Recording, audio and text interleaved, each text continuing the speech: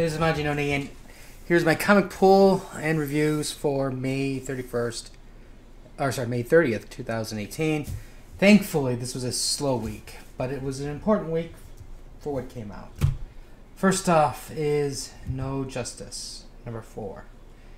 And basic viewpoint is no story, or lack no good story.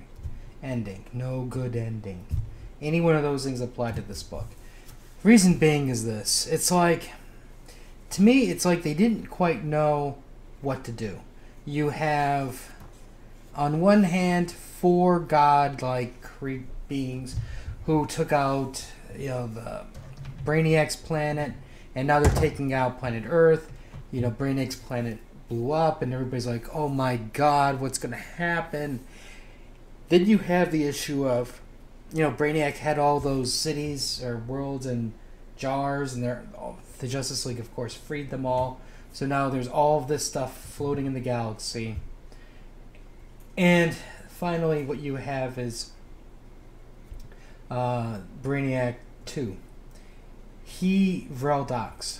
Now, he is upset with the Justice League because they killed the planet. And technically, he's supposed to be part of the Legion of Superheroes, but, well, changed it. No big deal.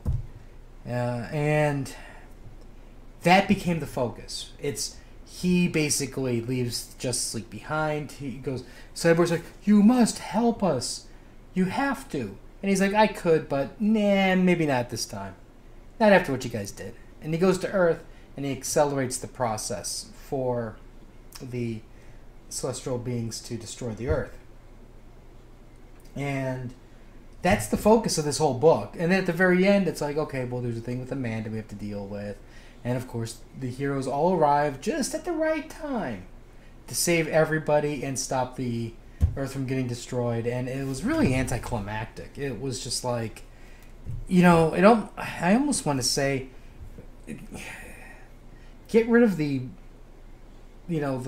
celestial being things, and you maybe have a better story.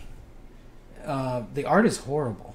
It's just, this is, I think, the worst art of the 4 issues. It's just god awful at times, and it's just this book it's forgettable. It's this whole miniseries was just a joke. It should never have been made. Utter disappointment. Next up is Man of Steel. Bendis's run for his very first issue with Superman. Art was great, but my problem with the book is here comes yet another creator who thinks he can rewrite the history of Krypton.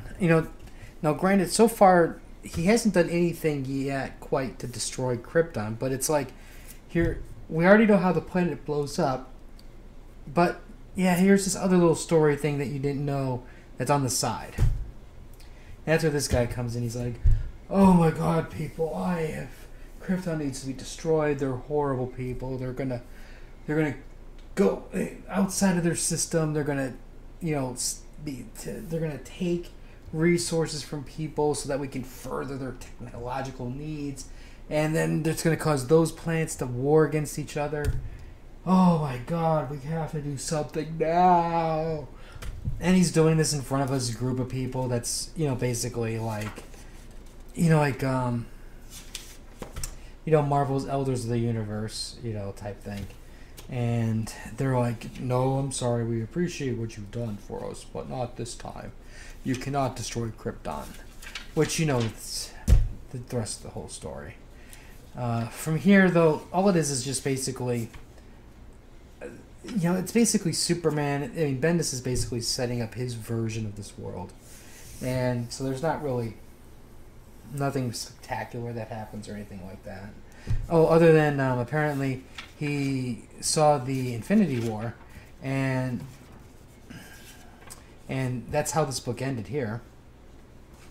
Because they're all dead.